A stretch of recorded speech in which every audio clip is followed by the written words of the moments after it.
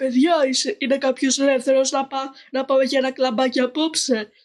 Σπάει και εσύ ελεύθερος ή όχι? Πες ρε σιγά, μη πάω κλαμπ με εσένα που όλο κλάνεις και μας κάνεις ξεφτύλα μπροστά σε όλους τους ανθρώπους. Αλλά τέλος πάντων, εσύ Σλόαν είσαι ελεύθερος ή ούτε κι εσύ? Ρε έπινεξη που θα πάω κι εγώ μαζί σου. Λες και δεν είχα άλλη ευκαιρία. Ρε μου την καταδίκη μου, βαρέθηκα να είμαι όλοι μελαγκλεισμένος. Παιδιά, είμαστε το πιο ήσυχο σχολείο της Ελλάδας. Οπότε μην το χέσετε. Σταμάτα! Πακάτε! Ντρέι! Μια μέρα αποβολή. Ένα ολόκληρο μήνα αποβολή. Αφού είσαι έτσι, πάω στη διευθυντή. Κύριε Διευθυντά, ο Τρέι κάνει συνέχεια έτσι.